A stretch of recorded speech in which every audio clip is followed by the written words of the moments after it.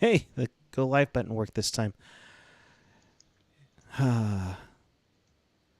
Sharks give up another 7 spot at home. And we have a trade to announce. We'll break down the Sharks getting annihilated again. And Anthony Duclair on his way back to the Sunshine State. And not with the Panthers. Right now here on Teal Town After Dark.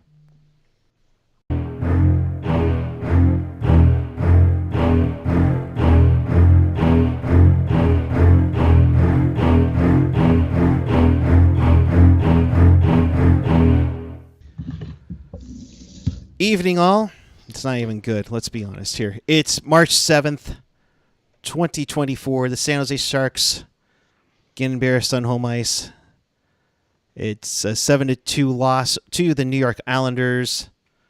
We welcome you to this edition of Teal Town After Dark. This is your live interactive Sharks postgame. We do this after every game. Why? I don't know, but we have fun with it.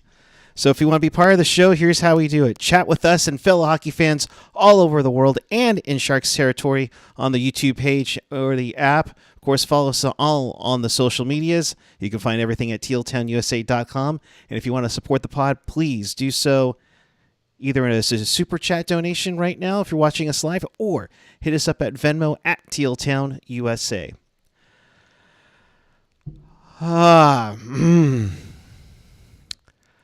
Hi, Ian. 9 in a row. How are you? I'm good. Fantastic. It's great. When the Sharks do bad, it's good. I mean, it wasn't good tonight. Oh, that was fugly. Yeah, this is as ugly as a loss as I think they've had this season. I mean, I'm not super surprised, right? I mean, they had the one spark. Like the one kind of spark that was happening in the lineup was Anthony Duclair, who was not playing tonight because he is now a member of the Tampa Bay Lightning. We will get to it. So I'm not really like, should we be surprised at this point that this game was this ugly? I don't think so. Nope. You know, bad. It was a rough night. Like it was ugly in all aspects. Magnus Corona had a night to forget, but again, like I don't want to like come off as I'm pinning this entire thing on Magnus Corona. I think I tweeted this out, or what is it, X now? Did I X it out? Yeah. X gonna give it to you. I don't know. We're gonna copyright strike. Whoa. Come on. Just go full on rap. Come on. That'll help me get out of this funk. We don't need that. Come on, Ian. No, that's not gonna happen. That's when we hit 11 games, right? That's yeah. We'd have to. There would have to be alcohol consumed on this show, and since I don't consume alcohol, it would make that very difficult. Oh, there went that. All right. So donations will be for Martinelli's apple cider for us to drink live on the air, and then we'll get Ian to rap for us. To rap online? Could you imagine? Well, we've seen it all this year, so I mean, come on, Ian. Why not? There is a video of me somewhere on the internet. I think it's still out there. Remember when Rock Band was a big thing? You know, like the plastic instruments and all that. Oh yes. So there is a video out there somewhere. I'd have to find it, see if it's still out there. But there's a video of me like drunk, pretty drunk at this point, just like belting out "Sabotage" by the Beastie Boys. It's amazing. I think my favorite comment from that video was, "This has sabotaged my love for music," and I agree. It would have been that thing. I will try and find it later. There's also a second video. In that I did sing the American National Anthem once. Yes. Because the Sharks beat the Kings. You are correct. Yes. Remember when we made the playoffs? I think I did. Yeah. Remember those days? Remember when we were in the playoffs? That was nice. Because for those that don't know, the series where the Sharks finally overcame the Kings, I was the only one on the pod that was like, nope, Kings are going to win again. It's over. And yeah, I'm an idiot. As we know from watching this show. Hey. Many times. We're way off the rails already. This is amazing. Well, I mean, So were the Sharks' emotions, I think, because 19 seconds into this Yeah. game, Noah Dobson tips it in, gets it tipped in by two Sharks. So technically, they kind of kept that scoring first streak alive. You know, I mean, kind of, to make it 1-0. Romanov, another Islander defenseman, to grip it and rip it. Gets one late in the period, about a minute and a half left on a nice slapper to make it 2-0 Islanders. And you thought, okay, the Sharks aren't looking too bad, you know, Ian. But yeesh. Yeah, look, it wasn't a good night for Magnus Krona. I mean, obviously the first goal wasn't really his fault. The second one, you have to have. On the first one, obviously, like, it's a deflection, right? Krona thinks like the puck is going across. He's trying to move over to basically block the shot. The thing with Magnus Krona is that one of his biggest weaknesses, in my opinion, is his lateral movement. And I think anyone who's watched the Barracuda for any period of time this year will agree with me on that. And he's been good on the Barracuda. Like, I don't want to like completely shit on Magnus Krona, because I think that I think people got way too high off the one Dallas game. But I don't, you know, like he's done a lot of good things this year. But I think the thing that everyone has to remember is this is a first-year pro. Yeah. This is a guy getting his first, you know, taste of pro hockey. In an ideal world, the Sharks would have better goaltending depth where you don't have to turn a first-year pro into so many NHL games as Magnus Krona has been thrown into before he's ready, in my opinion. I mean, the Dallas game was a big game for him, where, you know, and I'm happy he had that game. I'm happy he got that you know, that taste of NHL success. But right. I think overall, like, it's one of those things where I think people got really too, and look, we all do it, right? Like, as fans, we all kind of get excited about like one game things and be like, oh man, this is the future, right? Like, on the last show, and I didn't want to like cut you off because you were on such a roll, like, you know, on the last year, like, oh, why didn't Corona start after that game against Dallas? And I wanted to kind of go in on that, but I'm like, you know what, you're on a roll. I'm just gonna sit here and smile. You are a sweetheart for that. Thank you. But the answer is like, you know, there's a lot of work that he needs to do on his game. I don't know if there's an NHL goalie here. I mean, other than the fact that he played an NHL game tonight. I don't know long term if there's an NHL goalie here, to be completely honest. But, you know, lateral movement is something that he does struggle with. And I think it was really on display tonight. A lot of goals were his failure to move from left to right or right to left. And like, you know, there's some really bad goals tonight. Now, again, the play in front of him was garbage. Like, the Sharks, top to bottom, were just defensively was just absolutely brutal, right? So I don't, you know, ideally, I think for the Sharks, right, like, this is a game where you would ideally put Mäkiniemi into, but Mäkiniemi is sick. I don't know what he's sick with. He's been out for a long time being sick. I kind of want to go after him, but then, like, I'm going to go after him, right? And then it's going to come out like he has cancer or some shit. And then I'm going to, you know, I'll be an asshole, right? So not knowing what the illness is, I don't want to, like, make too much light of it, just in case it is something serious, because he has been missing for quite a long time. And the story keeps coming out as being ill, right? So I don't, like, if it's something serious, I don't want to, like, make light of it and then turn out I'm an asshole 3 weeks down the road, even though I'm an asshole today. But I don't want to be an asshole like that. Like, there's limits to my assholeness. Right. Like, if he was just injured, then whatever, right? We could talk about, wow, he's fucking injured again. Like, what the fuck's with this guy?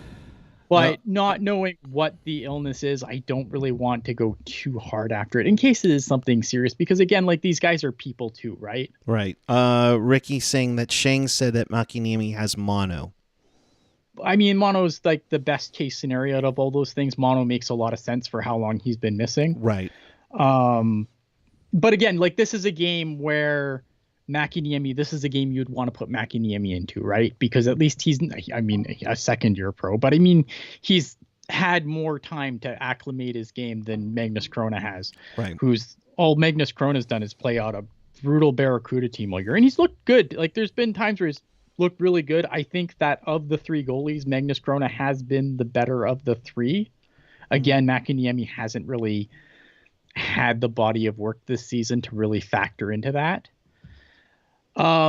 So it's not a great idea, right? And then you get into like the second period, and I'm like, why aren't they pulling? Why are they not pulling fucking Krona here? Like Krona's not had a good night. Put Kakinen in, and Shang, being the sweetheart he is, reminds me that trade deadline's tomorrow, dummy.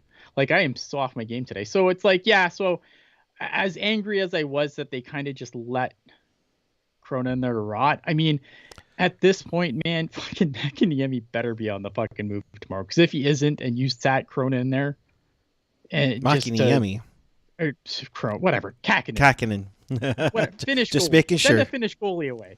Oh my God. If they don't send Capo Kakinen out tomorrow, and like they just set Krona in there, like I think I'd be a little bit annoyed. But to me, Cronin, now I can't get any of my goalie straight. To me, Capo Kakinen not going into this game means that at least there's got to be some. There's got to be something. There's got to be something there, right? Like you would think, like if there was nothing there, you put Kakinen in. Yeah, you have to. I mean, this has to be, and I don't know how many times we've used this, and I know David Quinn has used it a lot. I know we're still waiting for him to come out and talk to the media. But he's used a lot of demoralizing, frustrated, disappointment. The shoulders just go from like that.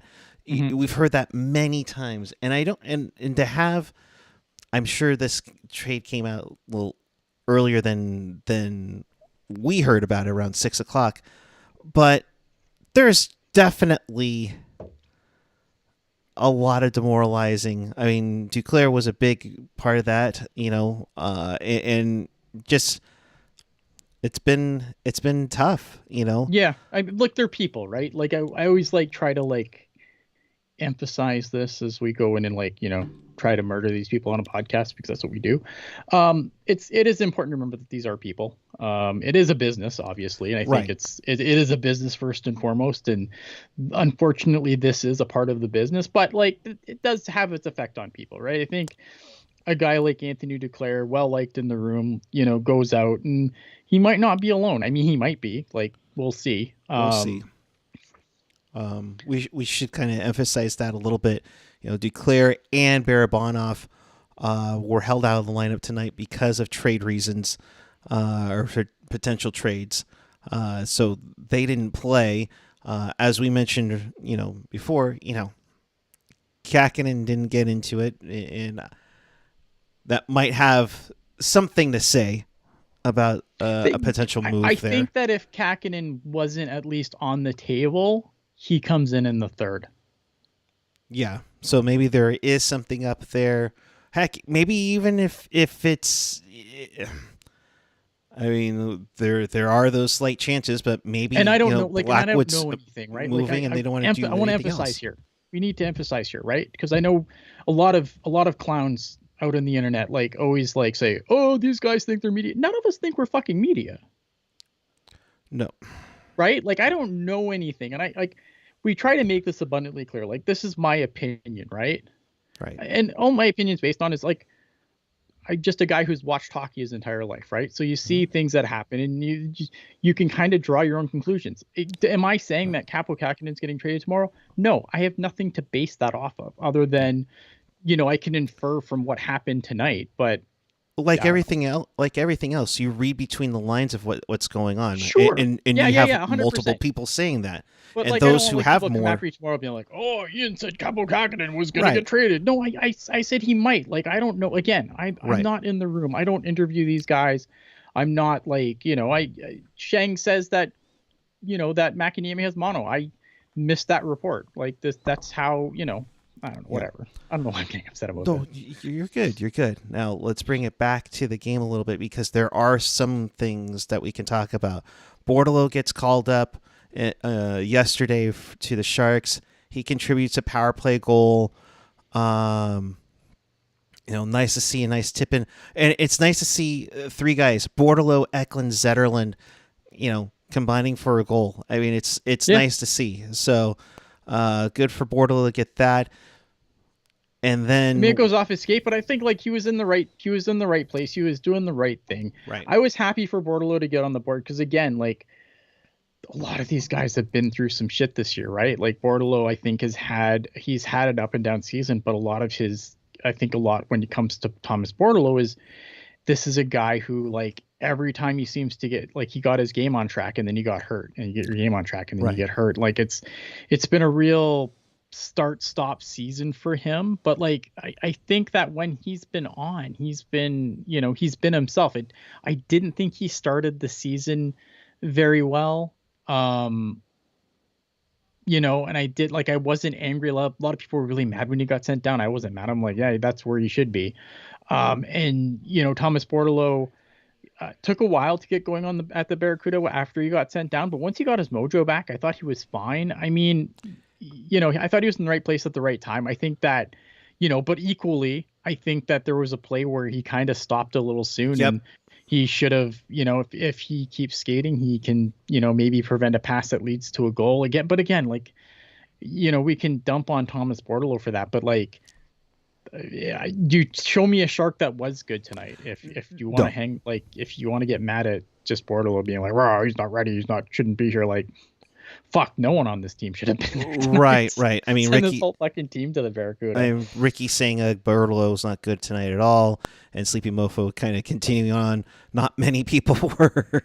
Well, right, yeah, like, it was bad. Yeah, and it's tough, and and this has just got to be, one thing after another, where it's like you have some good things, but you have some rough things that you don't recover from.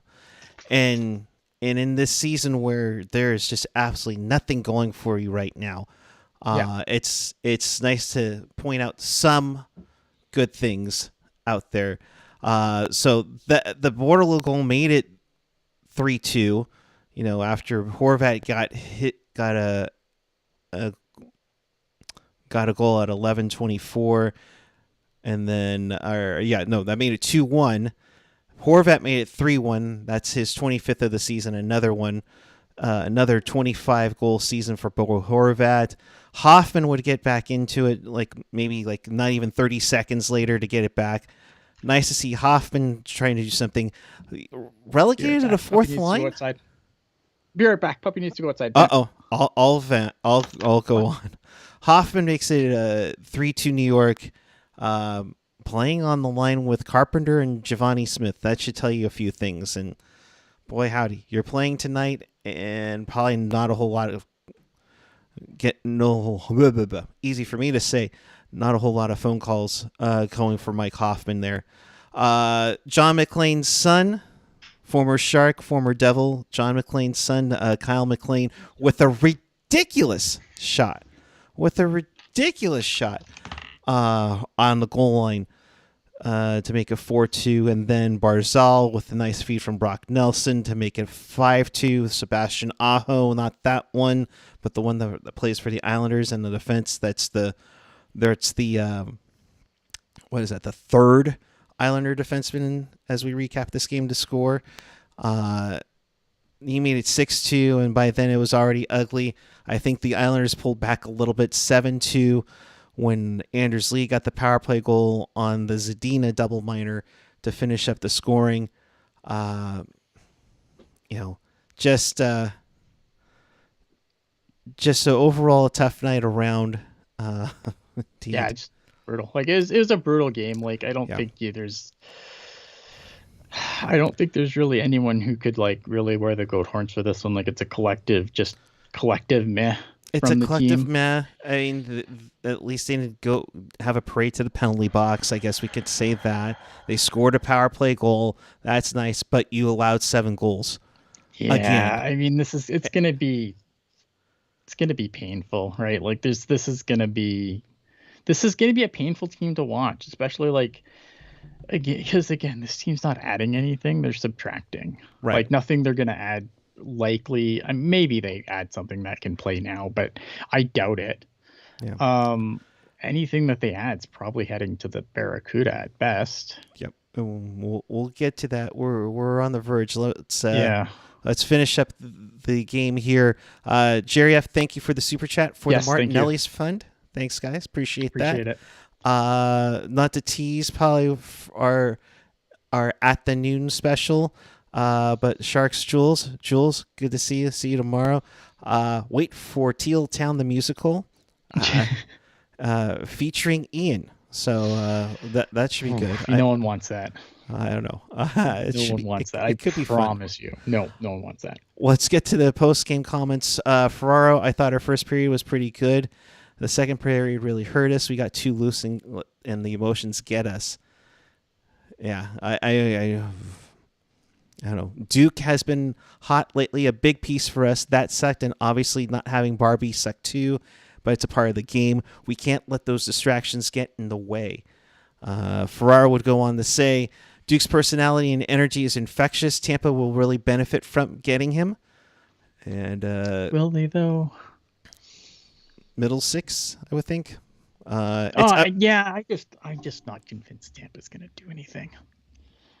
Are they going to stay in it? That's the other part too. They're not guaranteed a spot just yet. It's up to us to do our job for over the last 20. We need to get better and improve. It's not negotiable. Well, thank God for that. And as for Bordelot, it was the right place, right time. Hey, it's like he heard you say this, Ian. It was good to get the first one in a while out of the way. I'm just happy it went in. Yeah. Yeah, I'm happy. That's what she said. Like, again, because you want good things for some people. And I think that anyone who's had to kind of the Barracuda suck. They've had just as many injury problems as the Sharks have had to key players getting knocked out of the lineup for periods at a time. Like it's been a rough season for the franchise as a whole. Yeah. I mean, you've looked at injuries, how both teams have played, how both teams responded. Just absolutely rough. Yeah. It's just so freaking rough. Quinn says leaving Kakinen on the bench wasn't for trade reasons. Okay. But he wanted to see how Kroner responded to adversity, was impressed with his compete in the third period. Ian, that reminds me of a game where the Sharks played the Pittsburgh Penguins in their first season, and Coach George Kingston let Jarmo Milas stay in the second period where he allowed 8 goals in a 10-2 loss in Pittsburgh.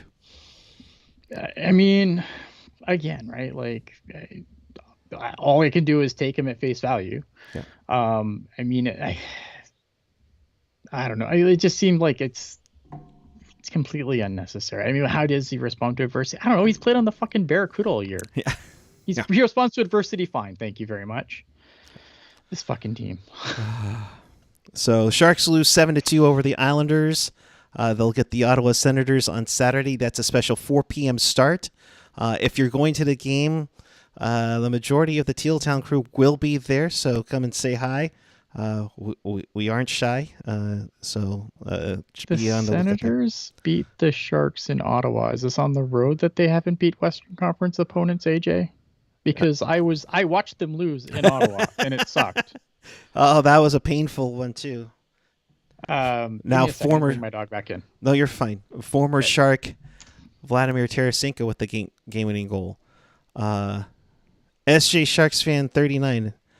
You also don't want to shatter the guy's confidence either. I'm not sure Quinn is a good leader, and the Sharks need anything to have a spark in their locker room. Yeah, you need that spark in some form for that.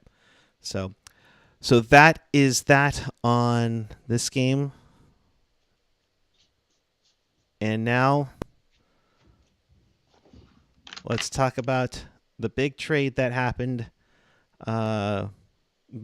roughly an hour and a half before the game, and apparently that's when Anthony Duclair found out. So this came out about 5:30 local time. or a little bit before 6. The San Jose Sharks and the Tampa Bay Lightning consummated a trade where it has the Sharks acquiring defenseman Jack Thompson and a 2024 third-round pick. That's Tampa's third-round pick in this year's draft. Going to Tampa will be Anthony Duclair and a 7th-round pick in 2025. So who the heck is Jack Thompson? Well, if you went to the AHL All-Star game, you saw him there. Yeah. He has, in 46 games, 5 goals, 27 assists for 32 points. Made his NHL debut about 2 months ago on January 6th with the Tampa Bay Lightning in Boston. He had about over 11 and a half minutes time on ice with 1 shot. 3rd round pick, 93rd overall in the 2020 draft. I think he was with Sudbury and the Sioux, if I'm not mistaken. Yeah. Yeah, he played here. Now, I've racked my brain. 21-22 season, I don't think I went to like really that many games at all. So he's a guy, right, who I like. Like, I like this pickup for the Sharks, not just because he's a former Greyhound. I'm not going to Kyle Dubas this thing. He's a guy who I think, he's one of those guys, though, that 2020 draft class is weird, right? Because a lot of those guys lost a year of development, basically. Mm-hmm. He was able to play over in Sweden. I can't remember what league he was playing in. So he got I think 18 games over in Sweden in the 2021 season, basically when the OHL didn't play. Right. And I think like you look at the numbers, and I like the numbers. I think he's put up decent numbers. Look at the Sharks are completely barren of right shot defensemen. Like, they just don't have them. And look, like, right shot defensemen usually come at a premium. They don't if you look at their prospect pool, I think it's improving, but I think defense is still their biggest area of concern. I mean, goaltending would be probably the biggest, right, if we're being honest here. But I think like goaltending's nice if you can find one, but like I get a little more concerned about defense because you can find a goalie. You could sign a goalie in free agency. Sure. That, it is nice. I mean, look, would it be nice for the Sharks to go find themselves a Shesterkin or a Sorokin or whatever? Sure. But, those guys don't grow on trees, unfortunately. So to me, like, I think defense is still a big area of concern for them. So anything they can do to bolster that, I think, is a good thing. Now, obviously, the Sharks have all the defensemen, so many that they have to play them at forward. So obviously he's going to go to the Barracuda, and that's fine. I think he'll be a nice addition there. I think the Barracuda can use all the fucking help they can get at this point. They are on a similar losing streak to the Sharks. I like this move. Look at, I know some, I think that if you look at the pick, it's like a 3rd round pick. That's fine. I don't think Anthony Duclair was going to get you he wasn't getting you a 1st round pick. He probably wasn't getting you a 2nd. Like, people have to remember Anthony Duclair has 16 goals this year. Like, you're not exactly commanding anything. And right, you might have been able, maybe you get a higher pick from another team, right? But like, as far as Tampa goes, this is Tampa Bay's draft picks this coming spring.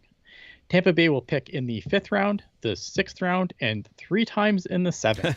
That is going to be their draft this year. There was nothing else that you were prying out of them this year. Like, the Sharks got their best pick that they had left. I think it's a fair trade. I think that the Sharks did well. I think Mike Grier did really good in this one. I like the prospect. The pick's fine. I mean, again, you could make you can pick a guy in the 3rd round, or you can take a guy who's already seems to be on a decent trajectory, which I think that,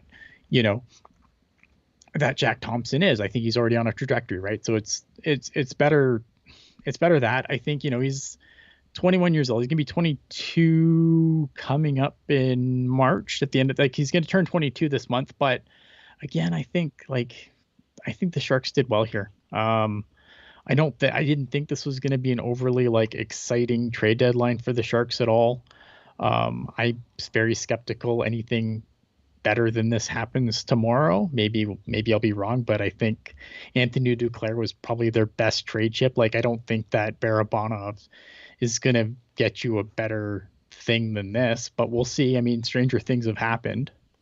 I think Barabanov's going to be kind of the way that they got him in the first place. It's going to be, you're going to trade a guy for a guy who probably needs a change of scenery and hope it works out for both players when they get to their new destination. It's one of those ones where it's extra depth for Tampa to have Duclair. I mean, he's not going to be the lights out first liner, but I mean, let's be honest. It's nice, like for the Tampa Bay Lightning. It's a nice pickup. I think that Tampa's best days are behind it. I don't like this Tampa team. Doesn't scare me like it used to. Right. And I think that I would love to be wrong because I love Anthony Duclair and him going to a better situation, making the playoffs. I would like to see, them. I'd like to see him do well there, but I'm not buying what the Tampa Bay Lightning are selling. No, I think they're trying to do, they're trying to reach out like a couple more times, kind of like what the Sharks did, trying to make little moves here and there to get some success in it. Mm-hmm. in those final years. I would think like maybe 2011-12, with the Winnick and Gagliardi trade, or the Yannick Hansen trade, where you try to get some more depth on your team, and this is it.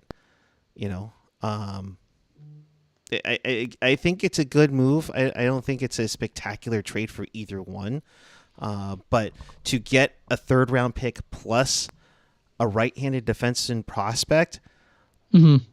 And you're only giving up Duclair, who's going to be a UFA, and a 2025 seventh rounder.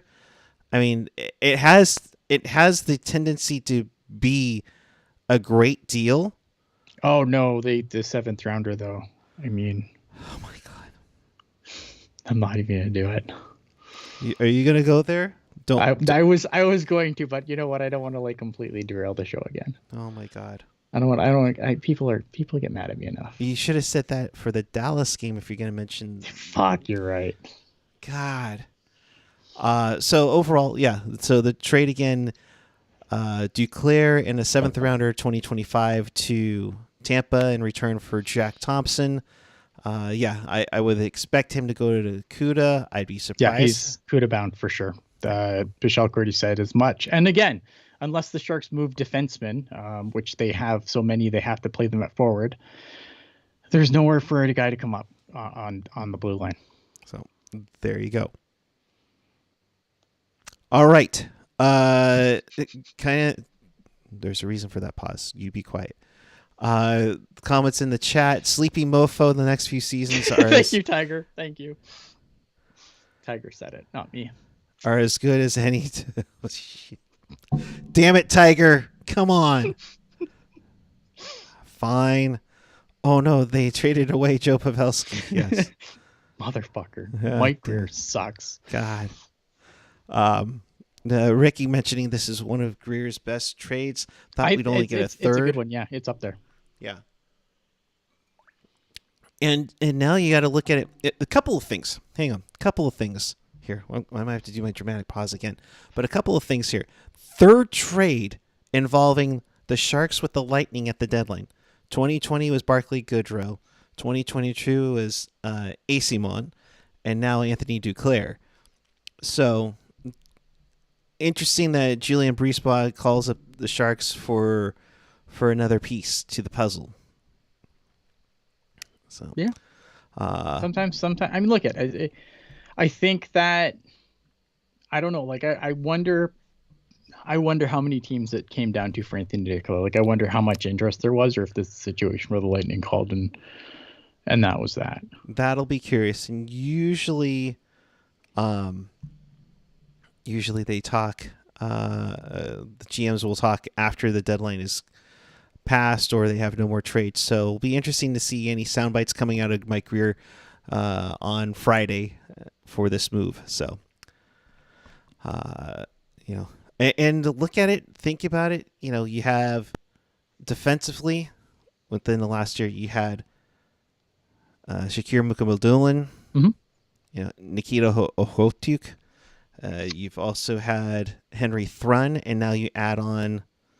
You had Kalen Addison earlier in the season. Now you're adding on another guy in Jack Thompson. So, yeah, I feel like he's definitely tried to address the defensive deficiencies of this group. I think like he's definitely tried to remedy it. I don't know if it's something that it's been, has it been a super success? I think it's a little early on that front, but I think it's something that like Mike Grier obviously is trying to address. Like it's something that he's obviously identified as a weakness in this pool. So it's good. It's good. And when the Sharks do good on trades, it's really good. Yeah. All right. Let's talk about some of the other ones that have occurred on this day. Obviously, the big one that came out during the game, Jake Gensel is a Carolina Hurricane. So you have some of those moves. It was like a number of players that I didn't know existed. I mean, yeah, Jake Gensel, Ty Smith to Carolina for the big piece. Michael Bunting, Ville Koivunen, and I'm trying to pull up Vasily. God, I hope Kevin's not watching. Vasily Ponomarev and Cruz Lucius, along with a conditional 2024 first-round pick, which only gets there if the Canes get to the Cup final, and then another conditional 2024 fifth-round pick on there. So, yes. I think that Kyle Dubas got taken to the woodshed a little here. Really good trade for Carolina. Carolina normally doesn't make these kind of moves. They don't right now. I think Gensel's a guy that they would like to keep on the team, and I think they're going to try and give him the hard sell now that he's there. But this is a team that doesn't usually dabble in the rental market. I think to their detriment too, right? And I think that this is a team that probably needs that little extra something. I'm not a super believer in the Carolina Hurricanes, but I think they did really well in this trade. I mean, and there's some salary tension in there too, right? Mm-hmm. Yeah. So, and they're going for it. And, I think looking at the standings, they need to, because you have a big race going on right now in the Metro. They're 4 points back of the Rangers for first. Phillies at 74. Islanders are at 68. And then you also have like Washington and Jersey and Pittsburgh right behind them. But, a lot of people, Carolina was the one team a lot of people were picking to win the Cup. I don't know why. Like, here's the thing with Carolina, right? And this is why I always have a hard time. Like, Freddie Anderson played tonight, I believe, and I think it was his first game back after his long absence with like blood clots. I feel like the thing that always scares me away from the Hurricanes is believing that they can actually go all the way is their goaltending's made of class. Now, obviously, blood clots is something that's completely out of Freddie Anderson's control. Right? Like, I'm not trying to say like, oh, look at this weak motherfucker with his blood clots. But like, he's, aside from the blood clotting issues, like Freddie Anderson has had some pretty significant injuries at some pretty significantly shitty times for the Hurricanes and even the Leafs. Like, who else do they got there? Antti Ranta? Yeah. Like, dude's like Freddie has more Anderson. Games on the IR than games in the NHL. Like, you're not wrong. You're not wrong. Like, I don't like, you know what I mean? Like, and that's the one thing that I always have trouble buying in on the Hurricanes, because I can't trust their goaltending not to break. Now they have so many goaltenders, they need it. Yeah, but the guys that you want to rely on are the guys that break. Oh no, I completely agree. Completely agree on that one. So I'm trying to think of all the other ones. Anthony Beauvillier goes from Chicago to Nashville. Brandon Duhaime goes from Minnesota to Colorado. I like that. I like Trenin. that trade for Chicago because again, like Chicago, I feel is very much like the Sharks, right? A team that would like to see a whole bunch of guys go out the door, but there's really nothing there that anyone wants. So I think I thought Chicago got a good. It was a good deal for them to get rid of Beauvillier. It's a nice pickup for them. Got something out of it. Yeah. Jules, so it's basically Carolina's 6, 7, and 9 prospects according to the rankings that went to Pittsburgh. I think that's the Pronman ranking she's going off of. Yeah. Correct me if I'm wrong, Jules, in the chat. Look at I think this is kind of the thing, right? And I think it was Corey Masisak who now writes for. Is he on The Athletic in Colorado, or is he just independent? I can't remember who he's writing for. I know he's covering the Avalanche now, but he kind of pointed out on Twitter today, like that a lot of like the tippy top prospects don't really move in these trades anymore, and that's true. I mean, if you look at this trade, you look at the Timo Meier trade, like that wasn't like the Sharks got some nice prospects, but they weren't the cream of the crop, but from the Devils. Like they're probably in the similar. I would say that the prospects they got were probably in a similar range from the Devils. I can't see Nikita Hotik being super high in their prospect pool. Mook Madulin I think would have been a mid-range prospect for them, and I like Mook Madulin. I'm not trying to shut Mook Madulin here, but I think the tippy top of the prospects don't really move in these deals as often as they used to. And usually we've seen a lot more first round picks, and I'm trying to think of the Gensel trade is a conditional one. Moved, they're conditional. I mean, everyone's look at. I mean the Noah Hannafin trade. Oh yeah, let's talk Vegas. Oh come on. Oh my gosh. Okay, Wheeler. Wheeler, not prominent Wheeler's prospect. I just want to make sure I'm crediting the right people. But I mean, Vegas, like even Vegas's pick that they sent out, I believe, is lottery protected, is top 10 protected. Yes. Thank you, Doug Wilson. Well, yeah, and just in case their team absolutely poops the bed, and they lost to Vancouver tonight 3-1. They're currently in the second wild card spot. I know. People are.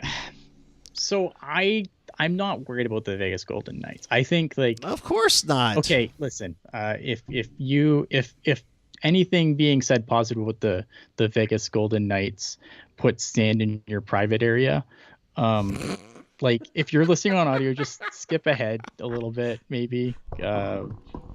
If you're watching, don't worry, live, I'll make up for it, gang. Don't worry. Go ahead. If you're watching live, I'm sorry. I'm not worried about the Golden Knights. I know that they haven't been playing their best hockey. To me, I think that I look at the Vegas Golden Knights. They add Noah Hannafin. I've said on this show many times, I think that Vegas has one of the best defensive groups in the league. Mm-hmm. I will believe Alec Martinez does not play again this year when I see it. I do think that the Mark Stone thing's legit. A lacerated spleen is a pretty significant injury that I can't see him being able to get back in the playoffs. And even if by some fucking fluke he can get into the playoffs, he's going to be nowhere near 100%. I think it was back in the day. I want to say, was it Forsberg had a lacerated spleen and he tried and he couldn't come back. He just couldn't come back. Right. He tried. And Forsberg's a guy that basically they had to drag, if you know anything about Forsberg's career, the issues that he had near the end of it, I think it was Forsberg that had a lacerated thing. But anyway, this is a guy who basically he tried different skate boots and everything, trying to, basically keep playing. And he basically had to just accept that he couldn't play, but he just had to be dragged off the ice basically. And I'm pretty sure it was him that had a lacerated spleen in the playoffs, and he couldn't come back. So I will be shocked, absolutely shocked. And you can all come in and hit me up on Twitter when Mark Stone plays game 1 of the playoffs and tell me how much an idiot I am for buying into their bullshit. It's fine. I will be shocked if Mark Stone plays in this year's playoffs. And if he does, he will not be Mark Stone. I'm just waiting. I'm just waiting for Jonathan Marchessault and William Karlsson to be placed on LTIR tomorrow so that they can acquire Sidney Crosby.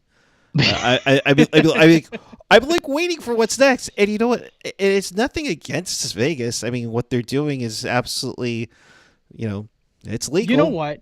Cap Here's the thing, circumvention. right? Here's the thing. Here's the thing, though, right? Like everyone wants to always get mad, and it's like, well, our team, like the one overriding thing I saw on Twitter yesterday was like, yeah, but my team has ethics or whatever, right?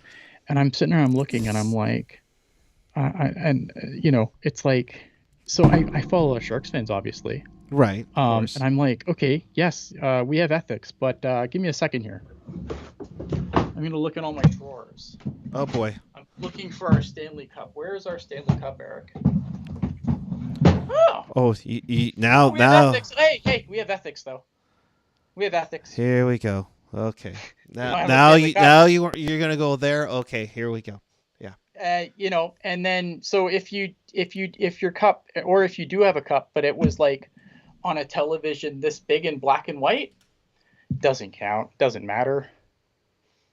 Shut up. Like, you know what? Like, I think, like, here's the thing. Like, as much as I know we don't like the Vegas Golden Knights, and I'm sure people are going to be super thrilled with me in the comments tomorrow, down below. Leave down below. Don't forget to hit like and subscribe. Yes, go ahead.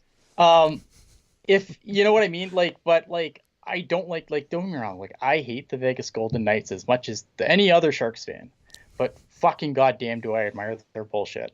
Oh yeah. No, see, here's the thing. We could be frustrated, we could be whining, or whatever the hell you want to call it. But them doing what they're doing, one, it's changed their league, of everything. And they're not the first one to do it. I love the Stones to be like, yeah, we'll give you a first-round pick unless if we trade it again. Then you can have the next year's first-round pick. We might trade this one again. So we are giving it to you, but maybe not. We might trade it, and if we do that, then if we trade the pick we're supposed to give you, you can have next year's. Okay. Like the Stones, man. The Stones on Kelly McCrimmon. Like, wasn't it I swear either the Evander Kane trade or Erik Karlsson trade kind of had that little bit of a stipulation in there too? It's usually like we have the option before the draft to tell you which one it is. It's not if we trade it before, if we trade it again. Like right. Usually the stipulation is like before the draft we can decide if it's this year's or next.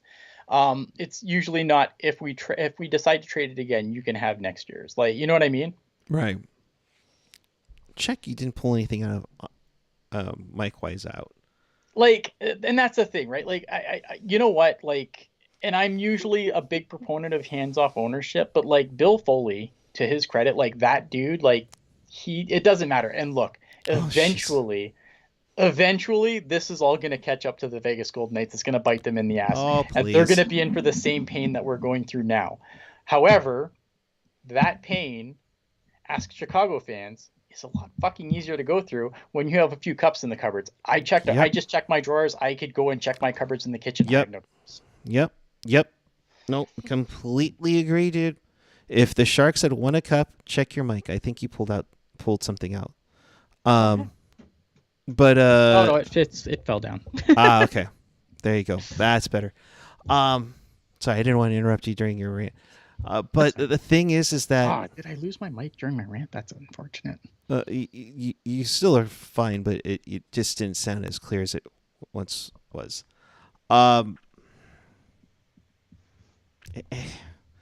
If this was the Sharks, yeah, we'd be celebrating. It's like, yeah, we're going for it every year, going for it. Well, I mean, freaking Doug Wilson did that. He did. I mean, I look at again, man, and again, and I've said this many times, like, it sucks that we didn't win. Yeah. But I enjoyed the fact that the most of the time we spent more time doing this show talking about can we win the cup this year than what draft pick are we getting in June. Like, and I'm thankful for that because that was fun. Like, it's not fun not to win it all, obviously, but it's way funner to be in the conversation than to be like this where it's like the first show and people are like, who are we going to draft in June? Yeah. And in October, like, oh, fuck. when last year we were looking forward to this year's draft lottery show, which can't wait for that. That tells you something. Yeah. And we knew there was going to be pain. We totally knew there was going to be pain for this year. Oh, for sure. But the thing is that Sharks fans, we haven't gone through like this rebuilding stretch in a long, long time. Yeah. The first 2 years, 129 losses in there, but then you had the 94 season. It's been the Sharks were like very in the fortunate. conversation for a long time, and I think that we should be. I know, and again, the goal of the season obviously is to win it all, and not having a cup to show for all of that sucks. Like, I'm not going to pretend it doesn't suck, Right? but I'd rather be in the mix, and you know what I mean, in the mix and not be losing than in the mix but lose out, like starting the season thinking, hey, my team might win the Stanley Cup this year, than this. Right. It makes this a lot more fun. Let's be honest.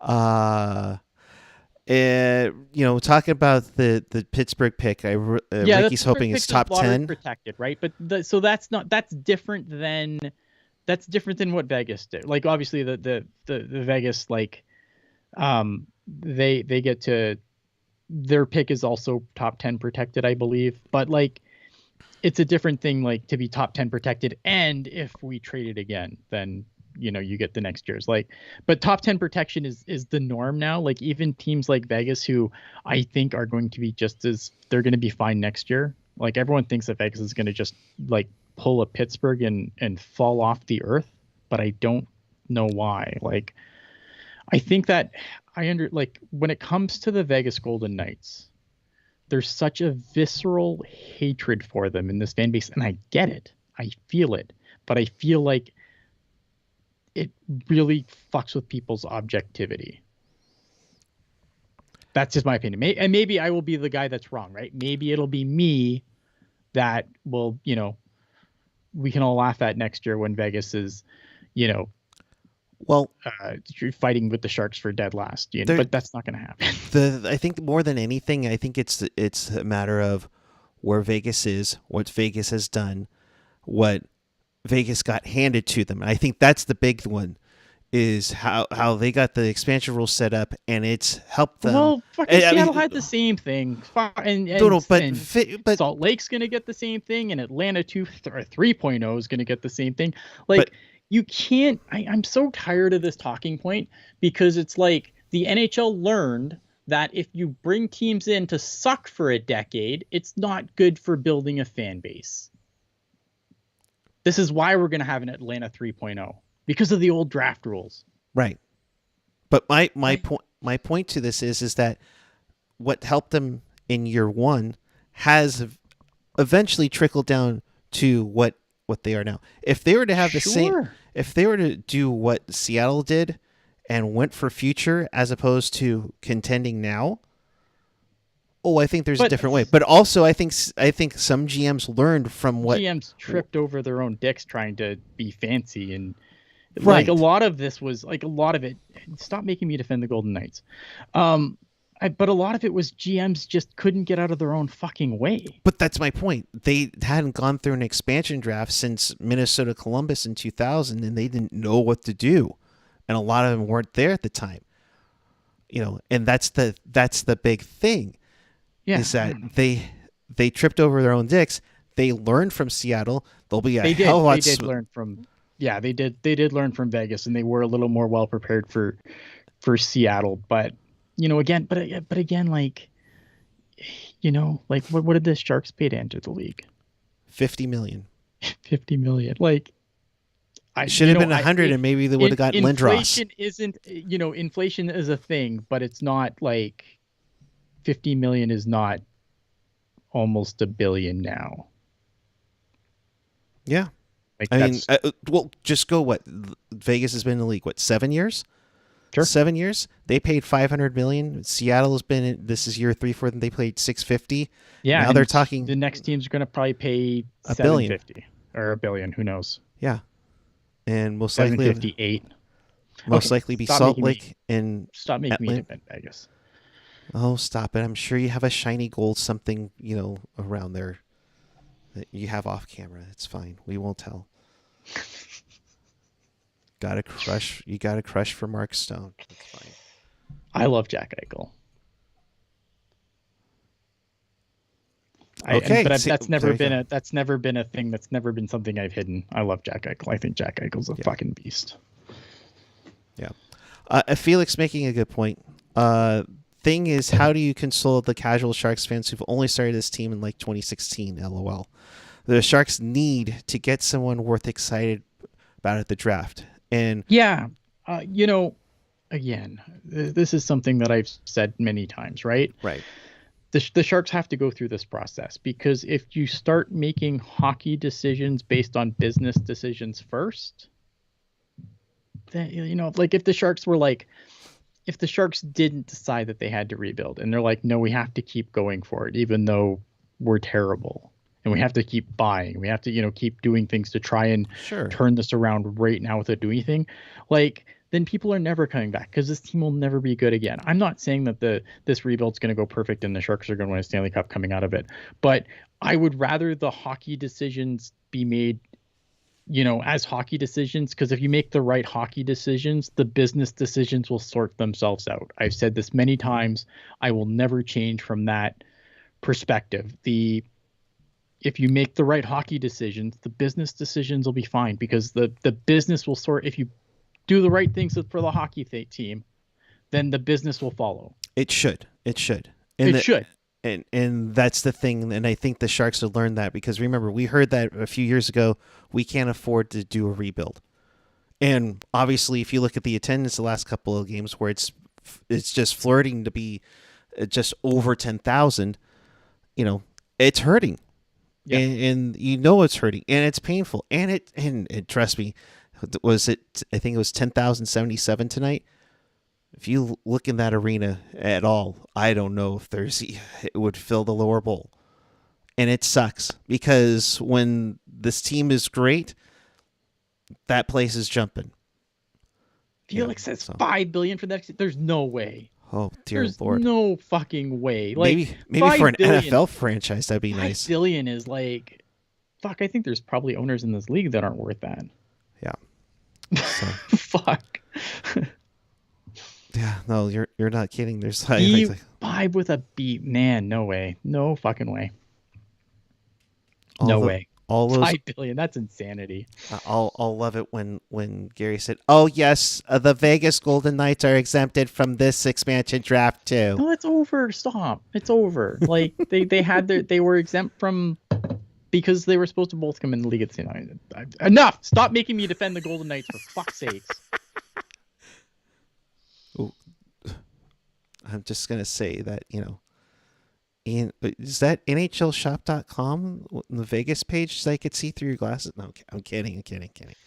All right, let's get out of here. We're gonna be here a lot on Friday, so don't worry. In case you missed anything and you want to watch this again, check us out on tealtownusa.com or your favorite podcatcher, where it's all those ones you see down below. Coming soon to YouTube Music, I think we have to be on. Also, Amazon Music is supposed to be another one we got to jump on. Smash that like, sub, and bell buttons on YouTube. Of course, if you're watching us on the replay, leave your comment down below on your thoughts of the Anthony Duclair trade, or the Sharks could maybe do Friday at the deadline. What do you think Ian would be in the Teal Town USA musical Jules wants to, get inspired with? So we'll have that. All right. If you ride the Golden Knights too much, leave me a comment. Oh my God. Go dream about Alex Pietrangelo concussing Joe Pavelski. Jesus. All right. Ian, your final thoughts, and then we'll get to the schedule for Friday. When the Sharks do bad, it's good, but this wasn't good. This was fugly. Yeah, this was really fugly. All right. He's at Ian Blogs Hockey on the Twitter machine. I'm at PudGuy14 on practically every social media. So here's how we're going to do it. As much as I would love to do a 7-hour bonanza of being here on the air, Jules and Ian have smartly vetoed me on this. Yeah. So what we're Yeah. going to do right now is, if there is a Sharks trade before 11:30, we will pop on the air briefly to talk about that trade. And then we'll probably go about 11:30 till 12:30 when the dust settles. And then once Ian's off of work, we'll jump on probably about 5 p.m. Pacific and recap the entire day, and then have some fun with it, because trust me, we need to what talk if the Sharks playoffs do too. nothing though? What if the Sharks do nothing? Like what happens then? That's what we need to know. Then, well, if the Sharks do nothing, we'll be on as the deadline ticks down to 0. Okay. And just wait. We'll talk about Kelly Kissio almost being traded to Chicago Blackhawks, but the fax machine broke. Okay, we'll- that's fair. But then 5 o'clock, we'll have a full breakdown on everything. So everything. So Okay. All right. Yeah. So that's the plan for us. We'll be back with you for sure 11:30 a.m. Pacific time. Wait. Jules is like, absolutely. All right. So Jules is going to get up at 5:30 and start the coverage. We'll watch the coverage. We'll watch We'll James catch up. Duthie together while having I don't know, cinnamon toast crunch. So all right, Jules, we're holding you to it now. Could AOL handle the 7-hour stream? Hey, I think we've on lesser computers, we made it to 3.5 hours. So yeah. So all right, that is it. We'll be back with you in the morning for trade coverage. Be on the lookout for it. So, if very important, hit that subscribe button and hit that notification bell. That will let you know when a Sharks trade happens. We will be here to break it down. So, all the best to you. Get some rest. Keep it real. Keep it Teal. Keep it real, Teal. Dear Lord, let's have a better game when we're in person. Saturday, following Sharks and Senators. It'll be myself, Dana, Jules, and Felix. Maybe AJ will sneak behind us and say hi. And we will see you following Sharks and Senators for sure. But 11:30 tomorrow morning and 5 p.m. for the full recap. Have a great night, everyone.